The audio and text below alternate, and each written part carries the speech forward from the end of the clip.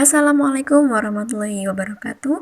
Perkenalkan, nama saya Rizka Juwitasari dari Prodi PGSD kelas 4D. Di sini saya akan membahas materi mengenai mata kuliah media pembelajaran berbasis ICT yang diampu oleh Bapak Dr. Arman Magister Pendidikan.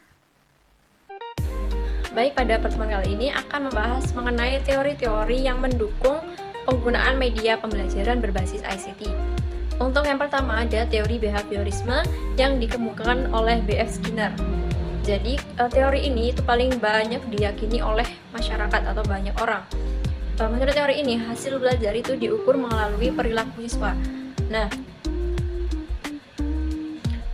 proses belajar itu terjadi jika ada stimulus dari guru. Lalu menurut teori ini belajar itu harus dilakukan secara berulang-ulang. Untuk teori yang kedua itu adalah teori pemrosesan informasi yang dikemukakan oleh ahli neuroscience yaitu Atkinson dan Sivin. Menurut mereka, belajar itu terjadi jika jiwa siswa itu menyerap informasi dan mengolah info dalam memori mereka. Menurut mereka, otak manusia itu seperti komputer, terdapat penyimpanan internal dan penyimpanan eksternal. Nah, hasil belajar diperoleh setelah siswa mentransfer memori internal. Lalu pembelajaran yang dilakukan itu harus menarik. Kenapa harus menarik? Karena siswa itu lebih mudah menyimpan satu hal yang memang menurut mereka itu menarik seperti itu. Yang ketiga ada teori aktivisme sosial yang dikemukakan oleh John Dewey.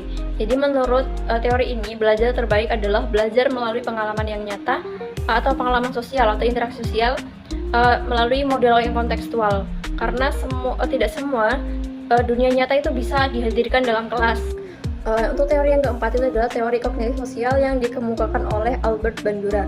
Jadi menurut teori ini belajar itu akan menjadi lebih baik saat para siswa itu berkelompok, karena melalui kelompok itu siswa akan bertukar informasi melalui interaksi sosial. Jadi siswa itu akan belajar banyak dari guru dan teman sebayanya. Jadi media berbasis ICT itu jadi jauh lebih menarik. Untuk yang kelima itu ada teori scaffolding yang dikemukakan oleh Vygotsky. Jadi menurut teori ini belajar itu terjadi karena adanya perkembangan memori yang terbentuk dari individu dan pengaruh budaya.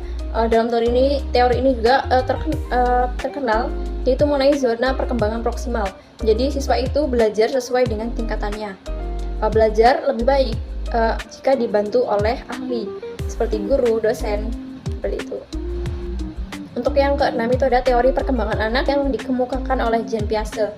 Jadi belajar itu terjadi di dalam diri peserta didik sesuai dengan tahapan. Menurutnya ini ada 4 tahapan perkembangan anak menurut Jean Piaget.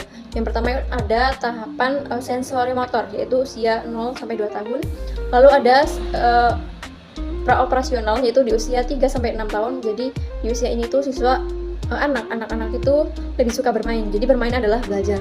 Lalu yang ketiga ada pro-operasional konkret, jadi di usia 7-12 tahun. Nah, di usia ini siswa anak-anak itu bisa belajar jika mereka itu terdapat benda yang konkret, contoh yang konkret. Jadi dia itu mudah ngerti. Lalu ada operasional, itu di usia 12 tahun ke atas.